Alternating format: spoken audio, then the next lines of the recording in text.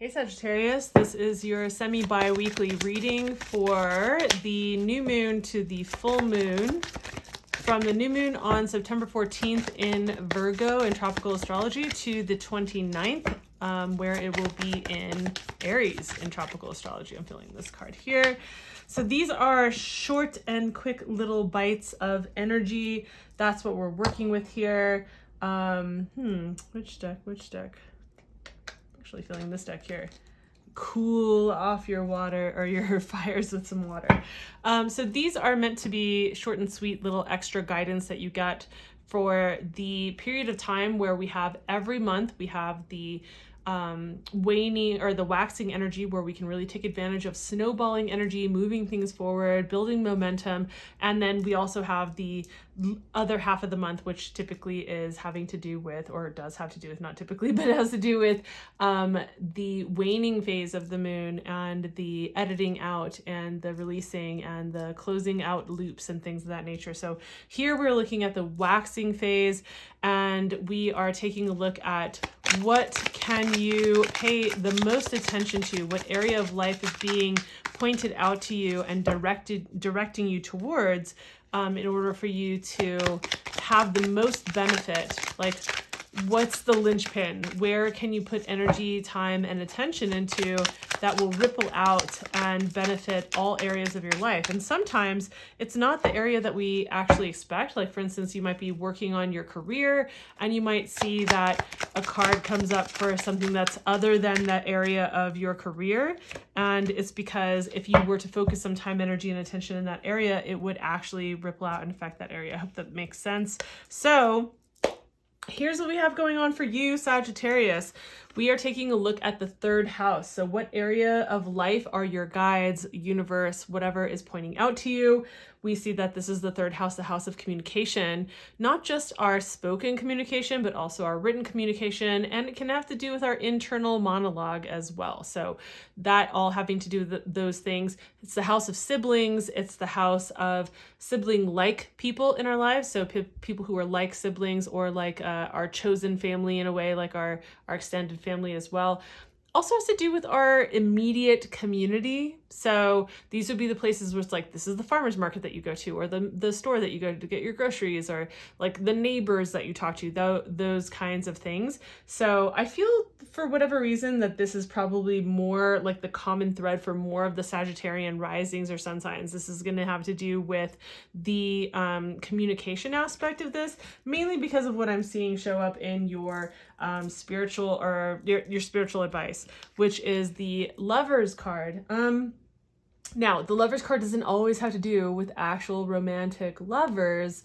This can more have to do with your connection or connections in your life that are almost transcendent in a way. Like they build you up and are very mature, but it's in a way where you guys build each other up. It's like your strengths and their strengths play into each other. You fill each other in the gaps where each other are not weaknesses, but like not your best, essentially. So it's like, it's this kind of relationship where you feed into each other, and it's like where they might falter, that's your strength, and where they might falter, the vice versa, right?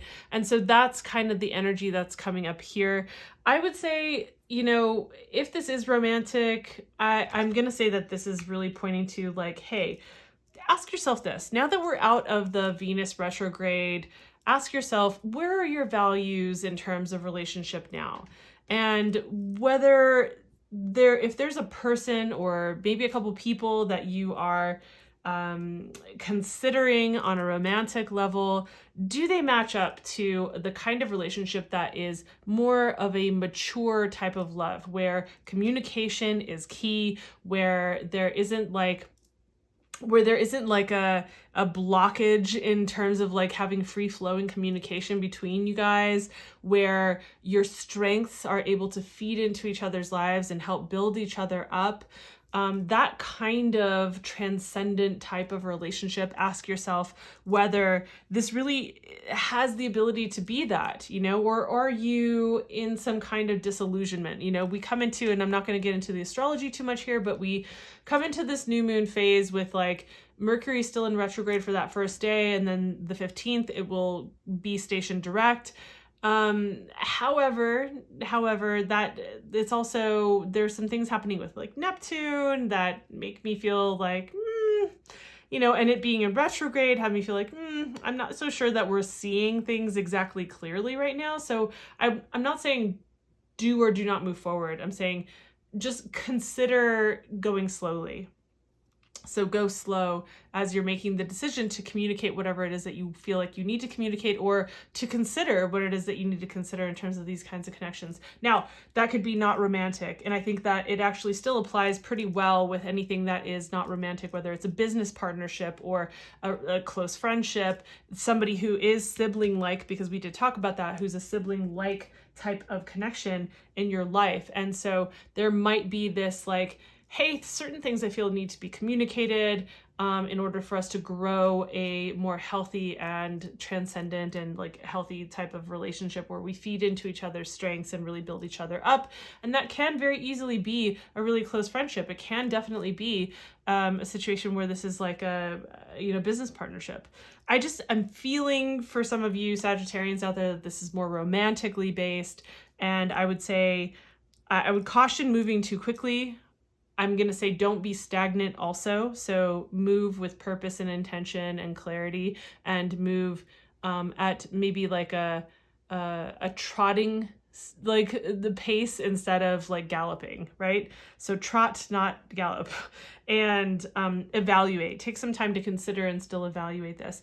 I feel like this is that's coming through really strongly for those of you out there. And again, like this is a collective reading. So if you're a Sagittarius rising sign and you're like, I don't know if this really lands for me, go watch your sun sign then, you know, right? Like these are also ultimately collective readings. The best way to get a specific reading for you is to get an actual reading one-to-one, whether that's me or someone else. If it's me, down in the description box, you can book that there. If this was helpful or insightful in any way, please give the video a like. It does help me with the algorithm gods, it really does.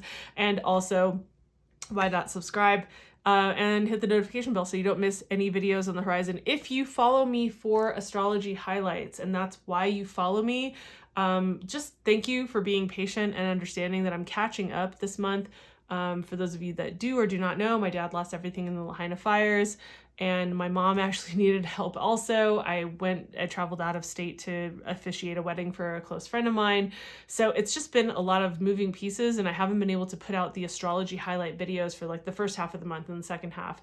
So what I'm planning on doing for the rest of this month to help me just catch up is to just do mini highlight videos through either YouTube Shorts, through Instagram Reels, or through TikTok. So make sure that you're either subscribed and you're able to see the videos here, or that you are checking me out on one of those other platforms so that you don't miss any of the things where I'm talking about like the new moon or any of the other transits that are happening for the rest of this month. So thank you for your time. Thank you for being here, and I'll see you in the next video. Bye.